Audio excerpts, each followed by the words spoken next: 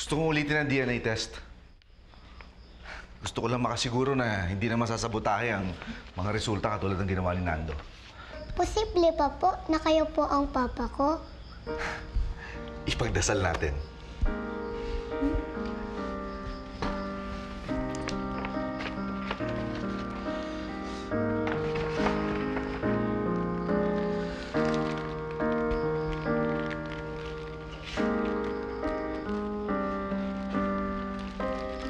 Alam mo na gagawin, di ba? Tulad ng dati.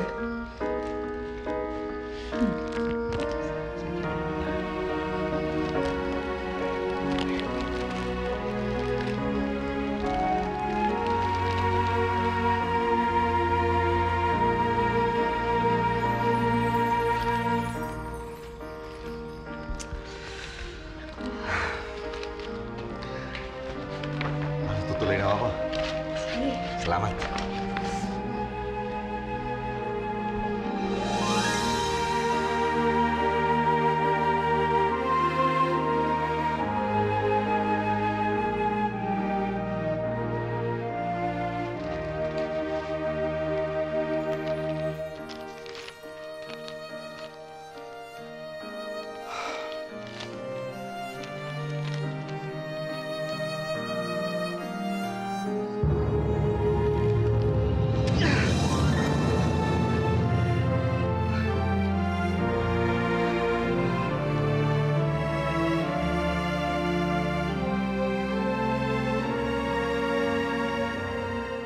Ano ba, honey?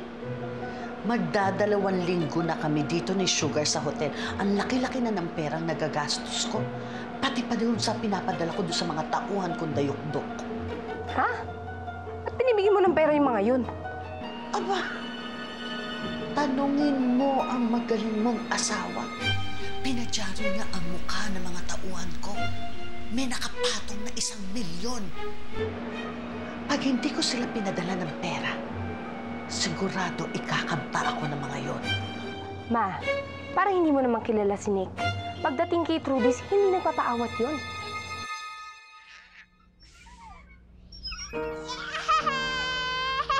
Sige nga, taasan mo pa.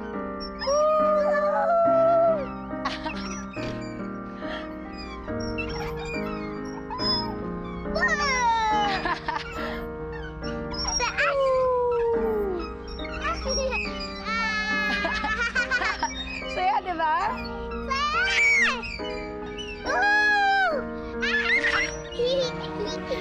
Trudis! Papa Nick! Yes, si Papa Nick!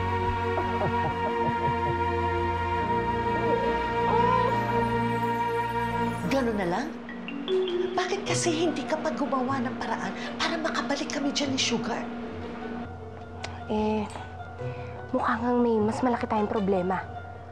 Mahihirapan na tayo dito. Problema na naman? Ano na naman? Hanggang dyan problema pa rin? Si Nick, pinaulit yung DNA test. Kayo na ba po ang tatay ko? Yay! Anak. Papa!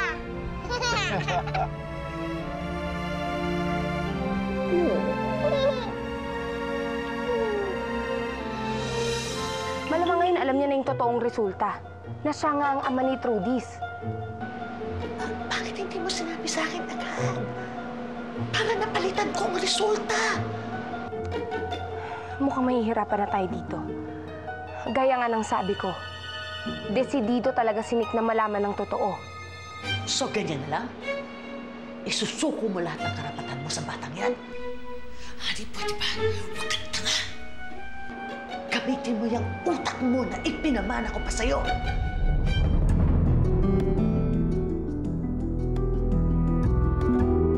Nalulungkot po ba kayo?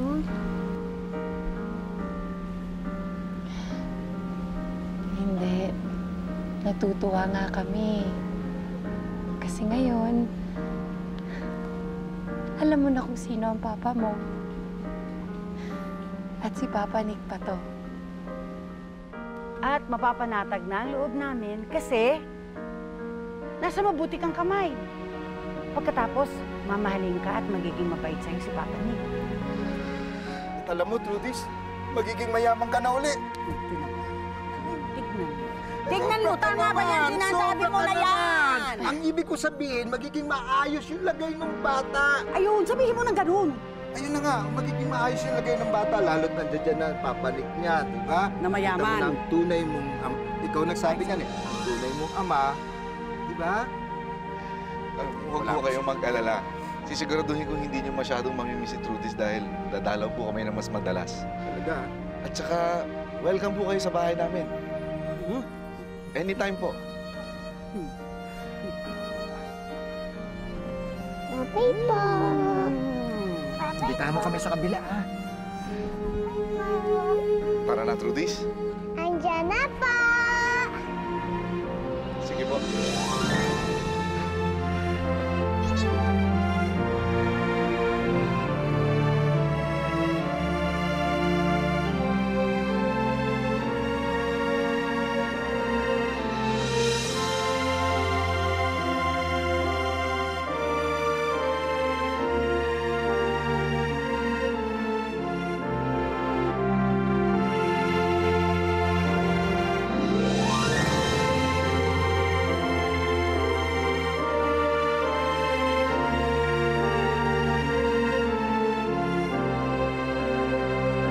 I love you, Papa.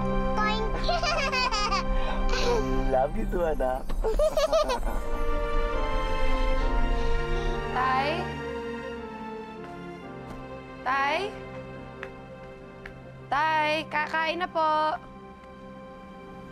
Oh, Tay. Anong ginagawa niyo dito? Wala. Wala. Umiiyak ho ba kayo?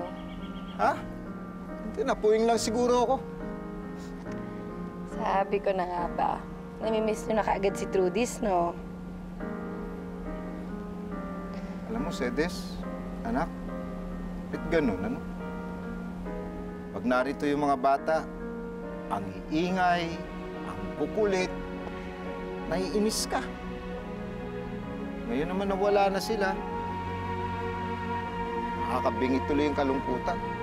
Yung katahimikan dito sa bahay. Boses na nga lang nanay mo nang nakakaturete sa tenga ko.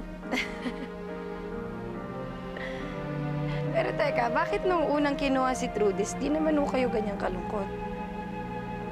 Eh kasi, nandiyan pa si Upeng. Eh ngayon, wala na si Upeng. Wala pa rin si Trudis. Tay, wag ho kayong mag-alala. Di pa po ba, gaya ng sinabi ni Sir Nick, palagi naman daw ho sila dadalaw dito. Malay nyo, bukas sa bukas, andito na rin ho sila. Kaya wag na ho kayo malungkot. Halika na, kumain na tayo. Hindi, malulungkot pa rin ako. Bakit? Eh syempre, wala akong magagawa, no? Pagtsatsagaan ko't pagtitiisan yung gawa ng nanay mong mga niluto dyan sa loob. Di na! Ay, naman si tatay talaga. Kung ano-ano ba sinasabi, halika na nga, halika na, kain na tayo. Namiss mo din, ano? Oo naman.